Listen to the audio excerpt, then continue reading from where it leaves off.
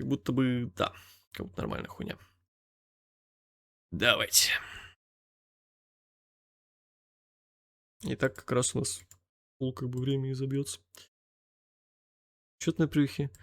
I like to send a special shout out to my homeboy O.J. Simpson. Keep up the good work, baby. Это в натуре? Это бля, реально? Где-то это реально? Уедь можно. Так, ладно.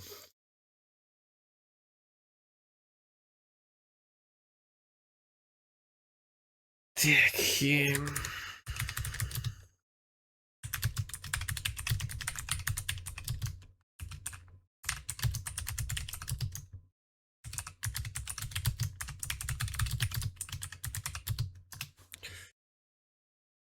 ну давайте. Конечно, это от WhatCulture, конечно, видос. У них на последние годы качество контента такси. Надеюсь, тут мы хотя бы с этих, с подборки самой поугараем. Professional wrestling is basically the Wild West, which is both its biggest strength and its biggest weakness. Many a wrestler has said something truly shocking, hilarious, or downright terrifying when given a live microphone, and sometimes all of that happens at once. From mind-blowing one-liners to full-blown monologues that got them in trouble with audiences and networks alike on live television. But before we begin, a quick content warning for this one. Some of these moments involve very sensitive subject matter indeed. I'm obviously going to filter my language appropriately, but there is a bunch of really nasty stuff here. And also, this is a collection rather than a ranked list because, yeah, how do you rank some of this stuff? I'm Andy from WhatCulture Wrestling, and these are the 30 most insane things wrestlers have ever said. Anyway, number 30, New Jack's prison story. Now, I don't know about you, but I can't think of a better place to start with a list like this than with New Jack, one of the all-time great pro wrestling madmen. Returning to the ECW arena for Big Ass Extreme Bash on the 9th of March 1996, Jack had some things to get off his chest. Explaining the background of his shocking return in New York one night earlier, he said he'd been sitting in a jail cell in Atlanta for 5 weeks, thinking he could be in the ring beating the F out of somebody, but instead he was stuck inside watching BS WCW, and of course he didn't say BS, he said the swear words. New Jack said, and I quote, "I jacked off that night hard," which is that's a little bit too much information there, pal. New Jack continued saying, "F Eric Bischoff, F Vince McMahon, because none of them are ECW, which might not be where the big boys play." А во время чего он дрочил, блять, во время просмотра WCW? But is definitely where the real mother effers get down. Later in the show, he recalled telling Jim Cornette to, and I quote, "suck on his nuts." Then he explained that he'd been in jail for aggravated assault and kidnapping, for putting somebody who owed him money in the back of his car, driving him around Atlanta for 8 hours, forgetting he was there, and then only being reminded when the cops came around to knock on his door. I mean, would you want to wrestle this man? Number 29. Vince McMahon bullies Jim Ross. Good old Dr. Heine. Vince McMahon's control issues were legendary. Paul Heyman once claims that Vince saw sneezing as a sign of weakness because he couldn't control it. That same unhinged thinking was on full display in 2005 when McMahon turned Jim Ross's real-life colon surgery into a 7-minute comedy skit. Instead of basic human decency, WWE gave us fart noises, sex jokes, and slapstick nonsense, with Vince McMahon playing doctor, literally pulling objects out of a fake JR's backside. It was tasteless, embarrassing, and not even original. WWE had done a nearly identical and equally awful version of the skit with Hurricane and Triple H years earlier. Even if you want to make excuses and call it a backstage rib between longtime colleagues, it was never funny in the first place. Not when it started, not when it dragged on, and definitely not when the punchline turned out to be Ross's own severed head. "I'm Dr. Heine," Vince McMahon said, opening the skit, "and I want you to meet Nurse Slobberknockers," before uttering the most nauseating yeah you'll ever hear. Number 28. Dustin Rhodes buries his new gimmick on day one. In 1999, Dustin Rhodes left WWE for WCW, believing the grasser to be greener on the other side after growing tired and frustrated with playing Goldust. You can imagine his dismay then when he was immediately slapped with an extremely cartoonish gimmick that, in the vignettes, appeared to cast his character, Seven, as a child.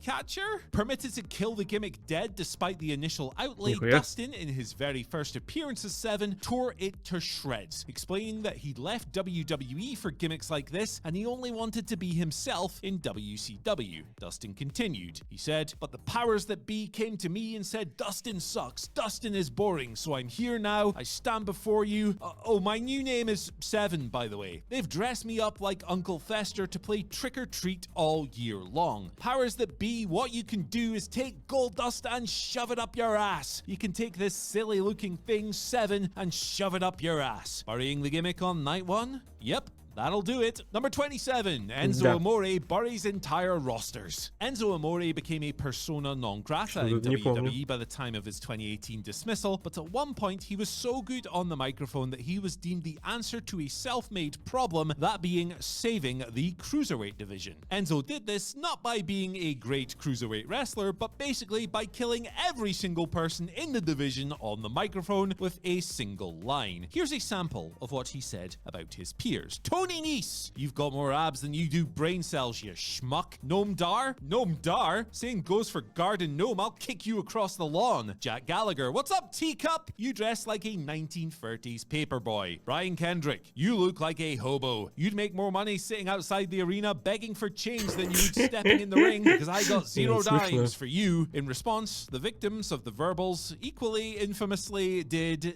absolutely nothing. Good! Number 26, Tater Tots. Roman Reigns had endured bad WWE booking for over a year when he fired off the most awkward comeback yet against WWE champion Sheamus following the Irishman's win and successful cash-in at Survivor Series 2015. And he repeated it again and again and again. Sneering as he delivered the groin-related insult Tater Tots, Reigns' confidence grew disproportionately as he desperately tried to get the audience to latch on to the really, really lame phrase. They, of course, did not do that, making for a deafening silence as he persevered down another wretched path. Wasn't Reigns quite on BDS, suffering блядь, Big Dog. succotash levels, but yeah, it was real Который bad. говорит, This was самые yet another тупые example of фразы WWE's failed могут attempt at быть. fan База, manipulation так всё when и it было. came to the big dog. This line was supposed to be a one-time quip designed to spark a crowd chant of Tater Tots, Tater Tots, but for the second time that year, it became painfully obvious that Roman Reigns was no Rock. While the Great One could make garbage phrases like Kung Pao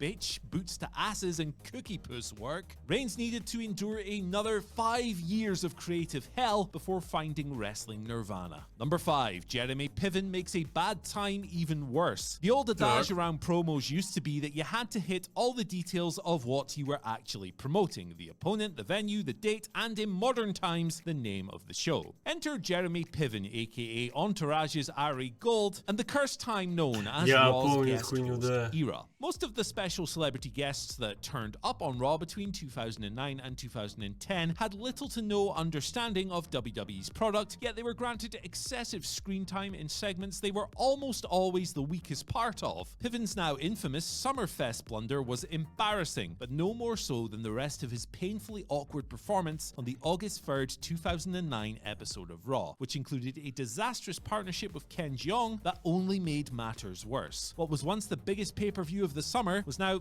Summerfest, reduced to an unforgettable mess-up. Thankfully, WWE has evolved beyond this dark period, although one too many cuts towards famous faces in the crowd during the Netflix era has already been a grim flashback to this wretched time. Number 24, Dumb and Dumber, starring Braun Strowman and Shane McMahon. Watching over a year of WWE pandemic wrestling may be more of a sign of insanity than anything else on this list, but it never got more insane than when Shane McMahon appeared to lose control of his body and brain during a promo exchange, quote-unquote, with Braun Strowman that went beyond bizarre and into nut of this earth. Attempting to heat up their lame duck WrestleMania 37 program, McMahon made a mess for the ages with an elongated, overly exhausted recital of mangled garbage, punctuated by very heavy breathing and attempts to right himself, having blatantly forgotten any/all of his material. McMahon just talked and talked and talked until some words, lots of them irrelevant, came out of his mouth. It was an overlong ramble, the likes of which make Chewbacca sound coherent, and revolved around Shane calling Braun stupid by saying that he'd heard a bunch of people call Braun stupid, but he would never say that himself, even though he just did. But Braun, hear me out on one thing, said Shane. signing off. Again, I have never, would I never, specifically call you stupid, would I?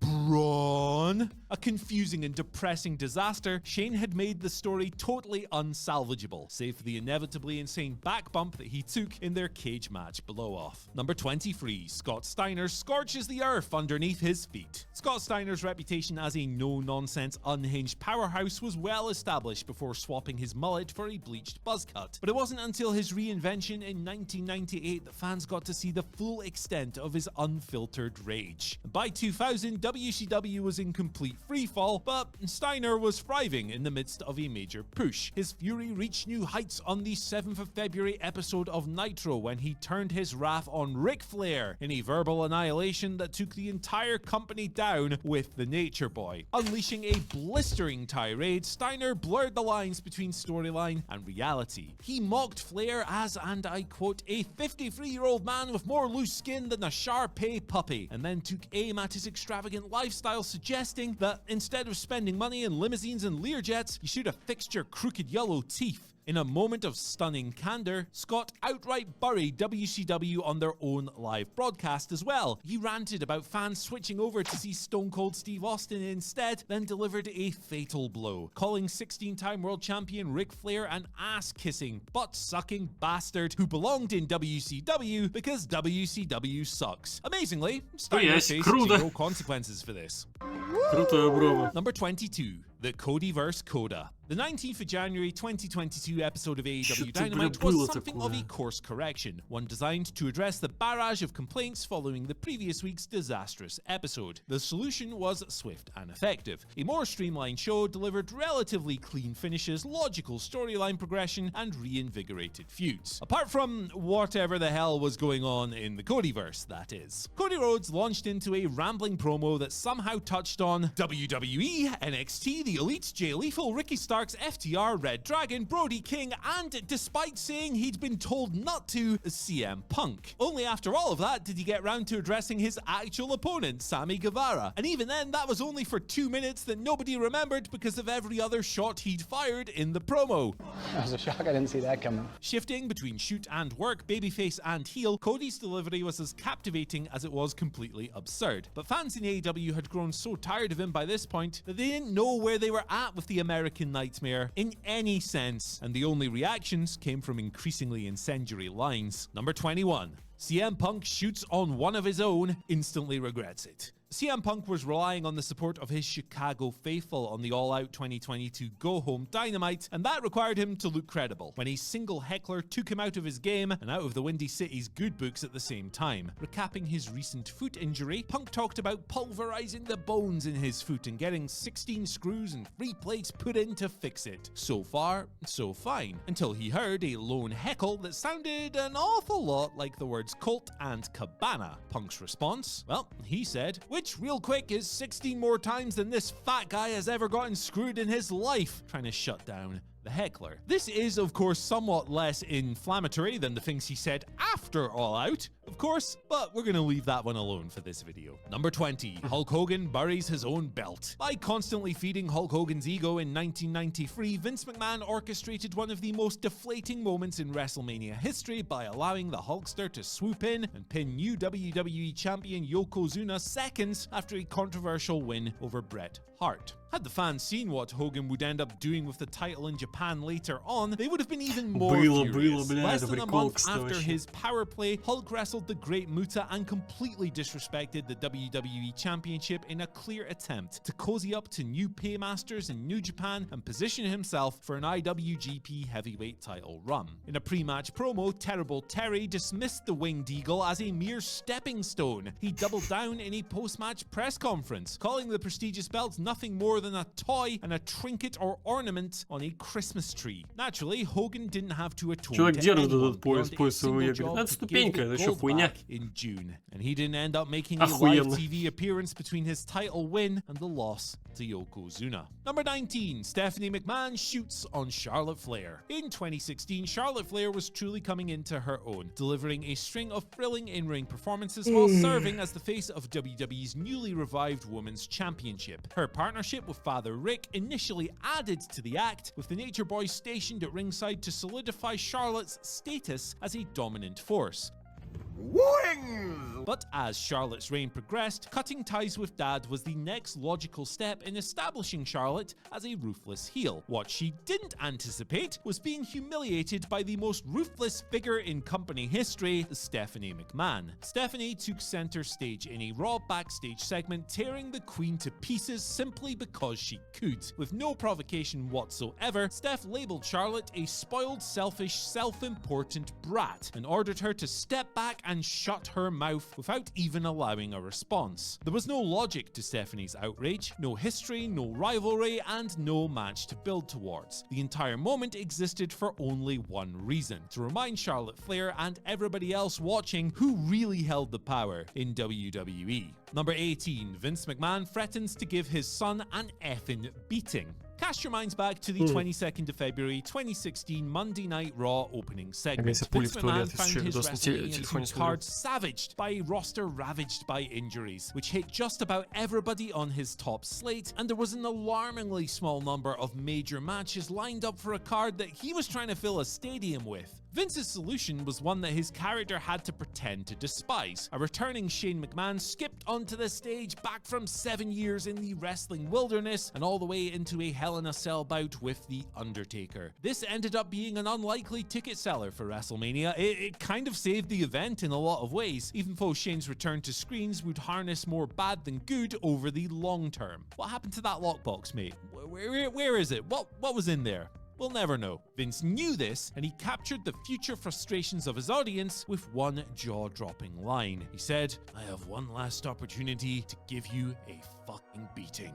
Vince never took that opportunity, though he did fire Shane after Royal Rumble 2022, just before he resigned in disgrace for the first time later that year. Number 17, Michael Cole and Josh Matthews NXT Season 3 commentary. In general, time has been rather unkind to Michael Cole and Josh Matthews' yuck commentary over the cursed NXT Season 3, and good, because they were horrifically unkind to a roster of women who were just trying to get over. When it became clear that WWE were prepared to let the show die on its ass, smug know-it-alls Cole and Matthews went about heaping even more dirt on it, and anyone who all but dared to take this thing seriously. An anti-promotion within a promotion, NXT at the time seemed designed to do the opposite of get its women over, and the commentators were only too happy to contribute to the appalling vibe. It seems crazy now, given what NXT has evolved into, but lines like "the season can't end early enough" and many worse were said multiple times every single week, from impossibly early into the show's run as well, as was a bizarre running feature that had Cole mocking Matthews for his real-life divorce. Seedy little men with their seedy little jokes in a boys' club overseen by the worst possible man to place in charge. Number 16, Roddy Piper blames Vince Russo for Owen Hart's death. Classic Vince Russo insanity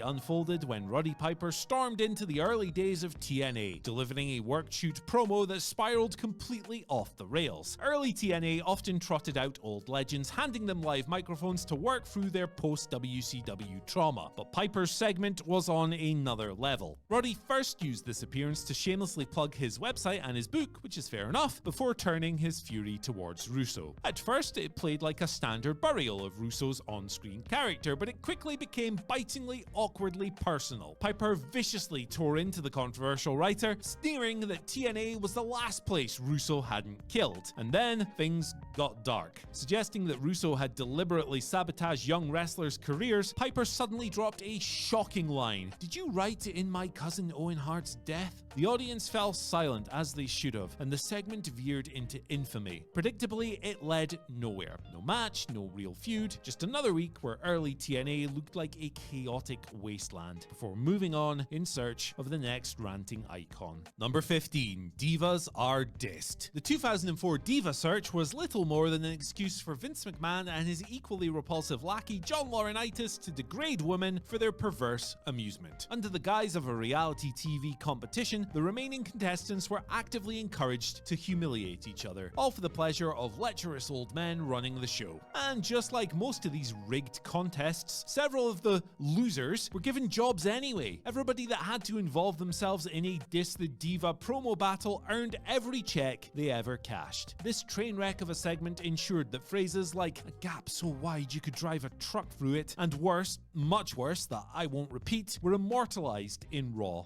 history. And as if that wasn't enough to showcase WWE's utter contempt for women, this show immediately cut to Kane forcibly dragging Lita down a corridor as part of their ongoing abuse storyline. It's grim stuff, and we should probably delete it from history. Number 14, Ric Flair takes it way too far. Ric Flair's October 4th, 2004 Raw promo on Randy Orton was meant to be a routine legend versus protege speech, but instead it became one of the most shockingly offensive moments in an era where WWE made shockingly offensive their house style. In the midst of his tirade against the supposedly virginal Orton, the Nature Boy blurted out the line, "You know how many virgins I've made holler, scream, and bleed?" The crowd reaction was a mix of gasps and uncomfortable silence, as Flair failed to realize the horrifying implications of what he'd just said. The line was deemed so appalling that WWE immediately cut it from future airings. Backstage, there was significant fallout as well, as higher-ups were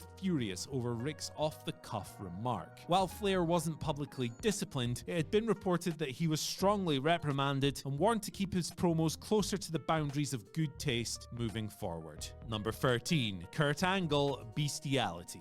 Kurt Angle, during his time in WWE, delivered some of the company's most memorable promos, but one disturbing line from 2005 stands out as the most infamous verbal misstep of his career. In the midst of a deeply uncomfortable storyline where he famously, openly fantasized about sexually assaulting Booker T's wife Sharmell, Angle cut a promo that took an even darker turn. Mid-rant, the Olympic gold medal winner declared his vice for, and I quote, "gutter sluts," before shockingly admitting that he dreamed of having perverted sex, bestiality sex, with Sharmell. Obviously, Kurt did not understand the meaning of the word bestiality. Either way, even if he just misspoke, the damage was done. Even the lesser of the two meanings was still utterly vile, raising serious questions about why WWE thought it necessary to frame a legitimate wrestling icon as a deranged predator in the first place. Number 12, screwed her brains out. Some WWE storylines push boundaries, but few plumb to the depths of depravity quite like the Katie Vick fiasco of October 2002. Over the course of 3 weeks, Triple H unleashed a grotesque smear campaign against Kane, accusing the Big Red Machine of murdering a woman named Katie Vick, then alleging that he had sex with the corpse. WWE didn't stop there. In one of the most infamous segments of all time, Hunter as Kane was shown in a funeral home, simulating necrophilia with a mannequin in a casket before gleefully declaring that he'd screwed her brains out. Despite unifying the titles at No Mercy, Triple H's victory was an afterthought. The match was completely irrelevant. WWE had already cemented this storyline as one of the darkest, most regrettable chapters in wrestling history.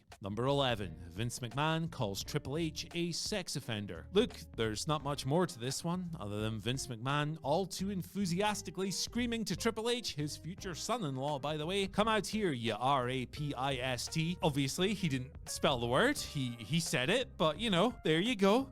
All of this was following the game's insinuation that he'd consummated the marriage between himself and Stephanie that he'd ventriloquismed his way to securing in Las Vegas. Бля, слушай, честно, я чуть-чуть разочарован этим видосом, что я думал, тут будет побольше от моментов, как вот первый, с Нью-Джеком, где рестлеры просто говорят, ну, бля, супер абсурдную какую-то поебень. Тут, ну, просто какие-то неловкие сюжетные моменты, где, типа, даже никакой этой импровизации нет в промо. Тогда мог бы просто все 30 моментов из этих тутеры взять, там дохуя такого было, не знаю. Number 10, Stephanie McMahon's post 9/11 message. Only a McMahon can twist one of the worst terrorist attacks and human atrocities in modern history into a sob story about being a McMahon. The poor privileged rich people, poor them, it's really all about their struggle, you know. WWE's September 13th, 2001 episode of SmackDown opened with an uncharacteristically restrained speech from Vince McMahon. His words seemed at the very least on trend with the dual sense of national unity and mourning. Later Later on, though, Stephanie took her turn. What followed was repugnant and insane. She stared right through the shaken audience and compared the 9/11 terrorists to the US government because they had dared to prosecute Vince during the 1994 steroid trial. Тут Boo-hoo, goo-goo Стефани gaga. говорит, Yes, мега in тупая Stephanie's пизда, это mind, просто the federal investigators супер were on the тупость. same level as the hijackers that had murdered tens of thousands of innocent people. Any messages of solidarity or sympathy were swallowed up by a tribalistic adoration of the company and her minted family. Worse still is that this wasn't a live off-the-cuff blunder. Like most of the speeches on the show that night, this was a pre-taped vignette, meaning that it had to pass through multiple layers of production before making it to air. And at no point, not one of these people in WWE questioned the sheer lunacy of the whole thing. Number 9. Mr. White, that's not wise. In yet another instance of WWE's misguided attempts at comedy, the infamous Tim White suicide skits somehow began as a serious segment before spiraling into one of the most shockingly tasteless storylines in company history. The former referee, who had supposedly been forced into retirement due to a shoulder injury suffered during a Hell in a Cell match. With the wrestling industry still reeling from addiction and mental health struggles, particularly following Eddie Guerrero's real-life passing just 1 month earlier, WWE had Tim attempt suicide on screen, pulling the trigger of a shotgun off camera. The twist was that he missed and only shot himself in the foot, making him the probably worst aim of all time. But rather than do the decent thing and drop the angle, WWE doubled down with a series of absurd comedy skits that, over the coming weeks, saw White repeatedly try to kill himself in increasingly ridiculous ways. This included, but wasn't limited to, ingesting rat poison, drowning in a fish tank, electrocuting himself in a bathtub, suffocation, hanging, gassing, and even hiring a Винса, блять, очень странное чувство юмора.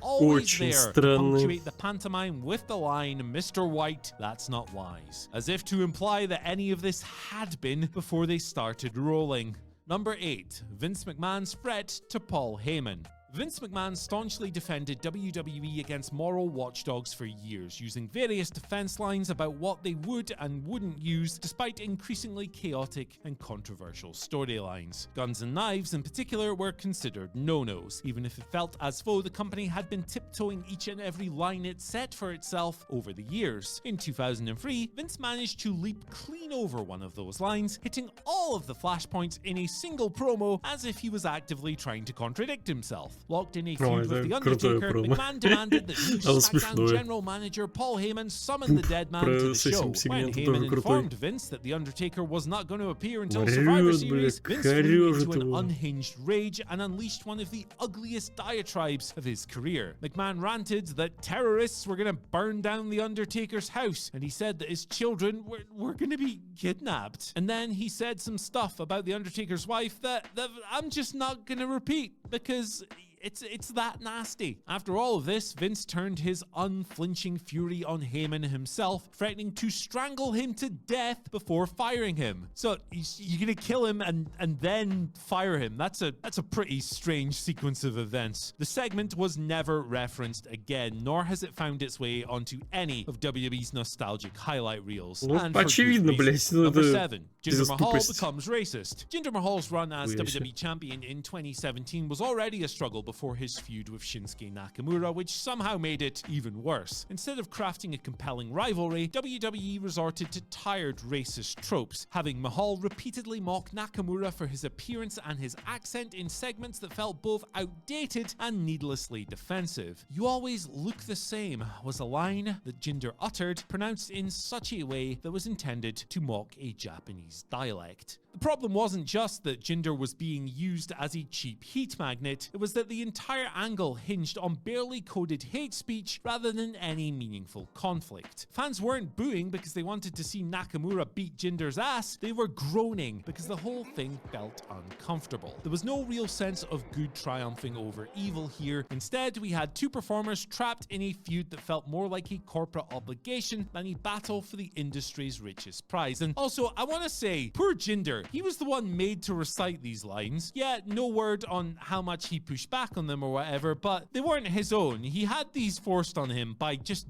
dumbass writers. Poor guy. Number 6. Triple H is even more racist. The Triple H versus Booker T feud heading into WrestleMania 19 has been dissected and condemned for years, and for good reason. Not only was it built on racially charged promos that have no place in society, but it also delivered an ending that essentially vindicated the hate speech used to fuel the feud. Booker T was finally rising back through the ranks as a fan favorite on Raw in early 2003. But when he challenged Triple H for the World Heavyweight Championship, the game made it clear that he did not see Booker as a worthy contender. And not just as a competitor, but as a person. In one of the most infamous promos in WWE history, Triple H sneered, and I quote, "People like you don't get to be world champion." Years later, this was spun as being a reference to his WCW resume, and if you believe that, I've got a unicorn I would like to sell you. And usually the people who repeat that line of defense prove themselves just as tone deaf as the people who were crafting this idea in the first place. The most egregious moment between these two came when Booker confronted Hunter in a bathroom the following week. Instead of selling a bit of concern for the peril that he was theoretically in, Triple H casually threw money in the challenger's face and asked him to fetch him a towel.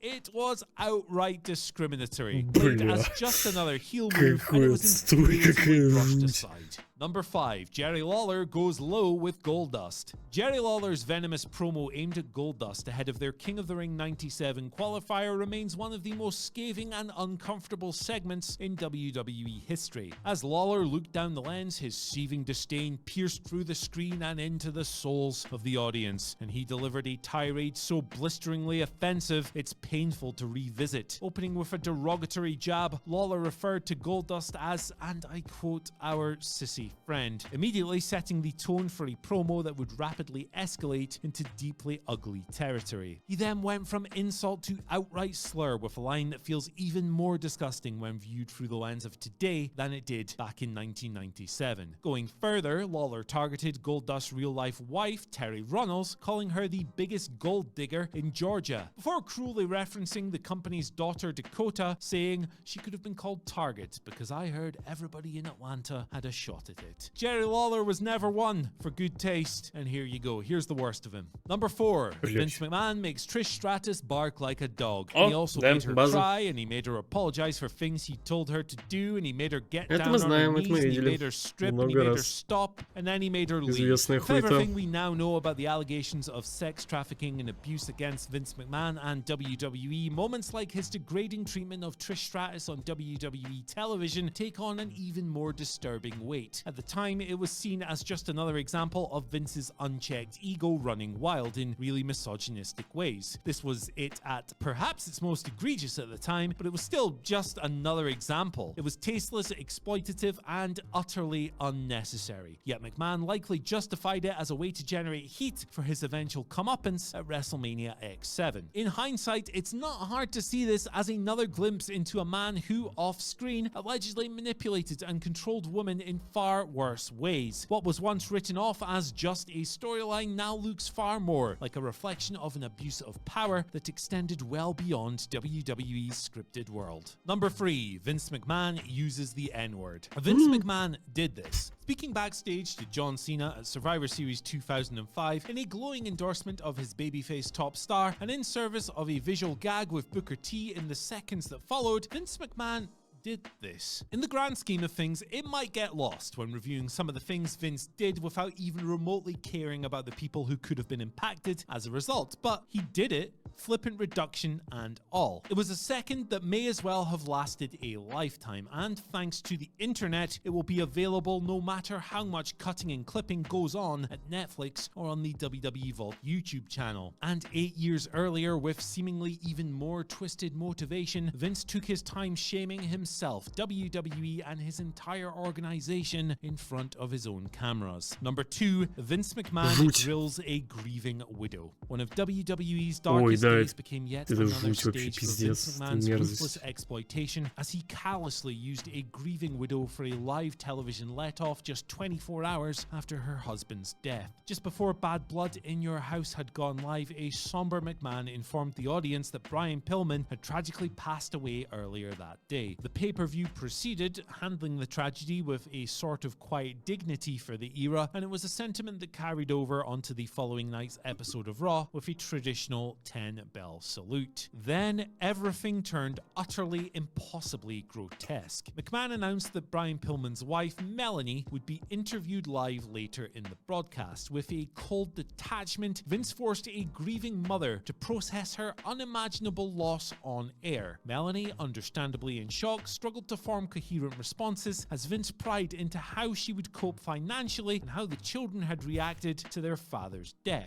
Hard close-ups captured every single tear, offering viewers an unfiltered, harrowing look at real grief, and all for the semantic bailouts and cheap ratings. To make it even more appalling, WWE shamelessly promoted the interview throughout the show as if it was some kind of must-see segment. It was pro wrestling viewer bait at its most vile, and we should never let the company forget that. And at number one, New Jack shouts out OJ. Look, what better place to wrap this one up than the very place we started. Hello again, New Jack. Let's travel back to Smoky Mountain Wrestling at a TV taping in July 1994. While WWE were promoting a match featuring Undertaker versus Undertaker, and the entire world looked on at a story much bigger than all of sports and entertainment anyway, New Jack was ready to fight the entire world when, look, I'll just read the line to you. I would like to send a special shout out to my homeboy, OJ Simpson. Keep up the good work, baby. Two less we got to worry about, you understand? Keep up the good work. Obviously, his delivery was a little different to mine, but even looking back today, 31 years later, it's hard to believe. Ready to end on a flourish and make explicit what might have been simply implied to the Warrensville, North Carolina natives at the time, Jack went wildly up the gears in the only way he could. Jaws were left unhinged and or on the floor long after the words left Jack's mouth. But he was unflinching and unmoved. He didn't give a damn. For the rest of his controversial life in wrestling and everything else that followed, he truly lived the gimmick. Goodbye, friends. I'll see Да.